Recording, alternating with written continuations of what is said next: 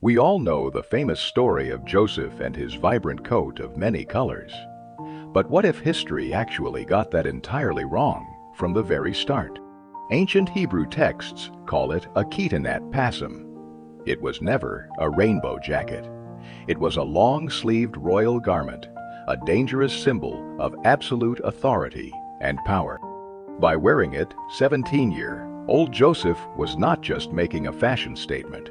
He was loudly declaring himself the future ruler over his older, heavily armed, and furious brothers. Joseph lived with his father Jacob in the ancient land of Canaan. He helped tend flocks alongside his older half-brothers, but he constantly brought back bad reports about them. Jacob openly loved Joseph more than all his other children. He was the miracle son of Jacob's old age, born to his deeply beloved and favored wife, Rachel. To make matters significantly worse, Joseph began having prophetic dreams. He eagerly shared them, describing how his brothers' sheaves of grain bowed down to his own standing sheaf. His older brothers glared at him with intense malice. The idea that this arrogant teenager intended to reign over them felt like an unacceptable threat to their survival. That singular moment planted something truly dark in their hardened hearts. A simple family jealousy quickly metastasized into a violent, consuming rage that would change history forever. But the young visionary dreamed again. This time, he claimed the sun, the moon, and 11 stars were all bowing down to him in absolute reverence and submission. The response from his family was definitely not admiration. It was pure, unadulterated fury. Even his father rebuked him, though Jacob secretly kept these strange visions in mind.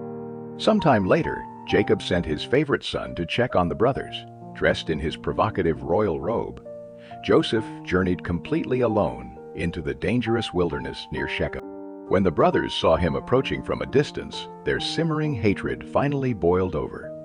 They conspired together to murder the dreamer and bury his arrogant visions forever. Reuben, the oldest brother, desperately stepped in to prevent bloodshed.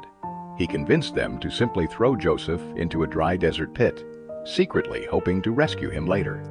When Joseph finally arrived, they violently attacked him. They brutally ripped off his beautiful royal robe and threw him down into a dark, empty cistern in the desert. Coldly, they sat down to eat their meal. Suddenly, a traveling caravan of Ishmaelite traders appeared on the dusty horizon, making their long journey down into ancient Egypt. Judah quickly proposed a brand new, calculated plan. He argued that killing their own flesh and blood offered no real profit, suggesting they sell him to the merchants. They pulled the terrified 17-year-old from the pit. For 20 shekels of silver, they sold their brother, watching the dreamer get dragged away in heavy bronze chains. To cover their horrific tracks, the brothers slaughtered a goat. They dipped Joseph's beautiful royal garment in the fresh blood and brought the ruined evidence to their father. Jacob recognized the bloody tunic immediately and collapsed in absolute despair.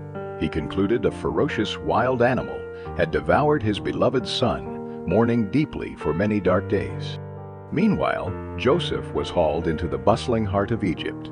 He was sold to Potiphar, a powerful officer of Pharaoh and the ruthless captain of the royal guard. Even in the brutal chains of slavery, divine favor remained with Joseph. Potiphar quickly noticed his exceptional administrative skills and put the Hebrew captive in charge of everything. However, Joseph's striking good looks soon caught the dangerous eye of Potiphar's wife. When he repeatedly refused her aggressive advances, she vindictively, falsely accused him of attempted assault. Potiphar was absolutely enraged by his wife's highly convincing lies. He immediately stripped Joseph of his high position and threw him into the miserable darkness of the royal prison. Yet, even behind cold stone bars, he was not abandoned. One night, 2 disgraced Egyptian officials, the chief cupbearer and the royal baker, experienced deeply disturbing, vivid dreams. Joseph correctly interpreted their mysterious night visions. The cupbearer was fully restored to his previous position within 3 days, while the unfortunate baker was publicly executed by Pharaoh. Joseph had begged the restored cupbearer to remember him. Unfortunately, the selfish official completely forgot the brilliant Hebrew prisoner, leaving him to rot for 2 more grueling years. Then, the mighty Pharaoh himself suffered from terrifying, unexplainable dreams. When every single Egyptian magician failed to provide an answer, the cupbearer finally remembered the young Hebrew prisoner. Joseph was hastily washed and brought before the most powerful man on earth. He humbly declared that God, not himself, would give Pharaoh the exact answer he desired. He warned that 7 years of massive agricultural abundance were coming to Egypt. Immediately following that, 7 years of devastating global famine would completely ravage the entire land. Pharaoh was deeply amazed by this incredible wisdom. Recognizing a divine spirit within him, he immediately appointed the 30-year-old Joseph as the second most powerful ruler in Egypt. When the brutal famine eventually spread across the region, Jacob desperately sent his older sons to Egypt to purchase grain, keeping only Benjamin safely behind in Canaan. The desperate brothers bowed low before the terrifying Egyptian governor. They had no idea this powerful foreign ruler was actually the little brother they had sold into slavery. Joseph recognized them instantly, but he hid his true identity. Speaking harshly through an official interpreter, he accused them of being foreign spies plotting to sabotage Egyptian defenses. Trembling with fear, they swore they were merely honest men.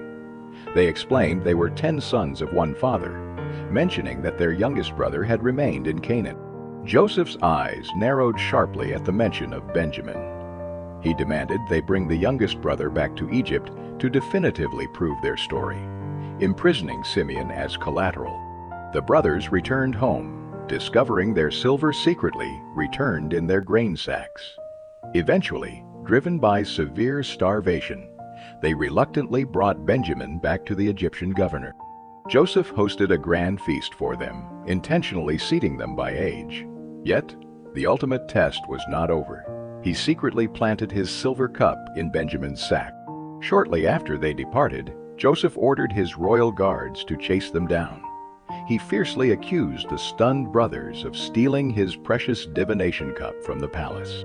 The guards ruthlessly tore through their bags, finally uncovering the hidden silver cup inside Benjamin's sack. The devastated brothers tore their clothes in absolute grief and total despair. Dragged back to the magnificent palace, they fell to the ground. This was the exact moment Joseph had waited for.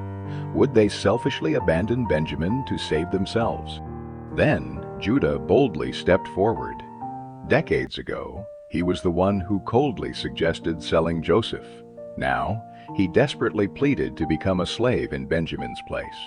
Judah passionately explained that losing this boy would literally kill their grieving father. It was no longer the arrogant voice of jealousy.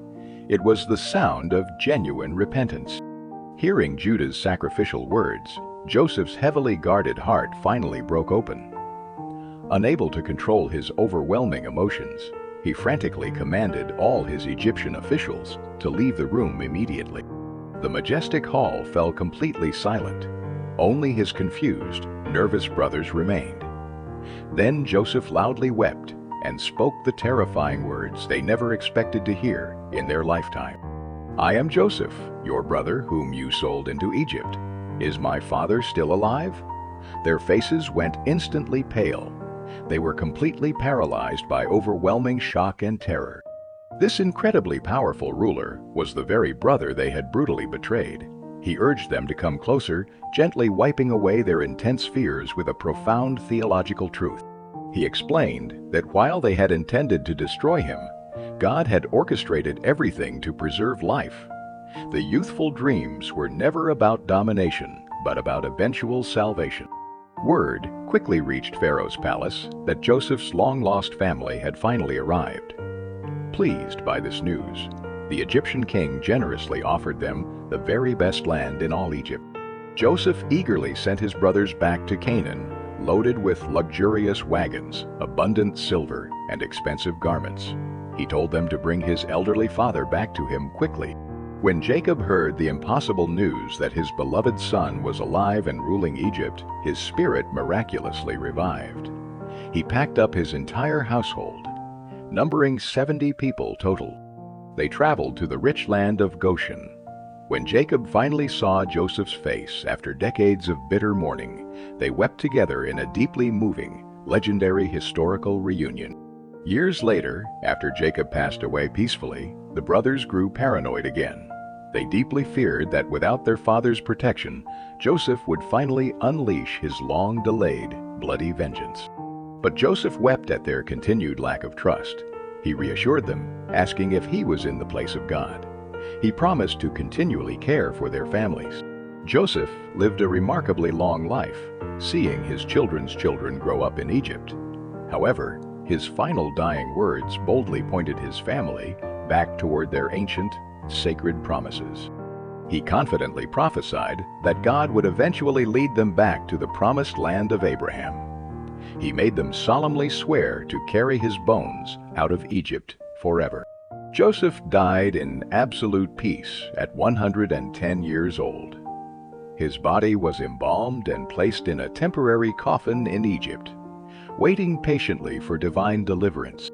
Centuries later, when Moses spectacularly led the Israelites out of slavery, they remembered the ancient oath. They carried Joseph's bones through the parted waters of the roaring Red Sea. They hauled his coffin through the harsh, unforgiving wilderness and countless bloody battles. Finally, they laid him to rest in Shechem, closing the epic circle of his miraculous life.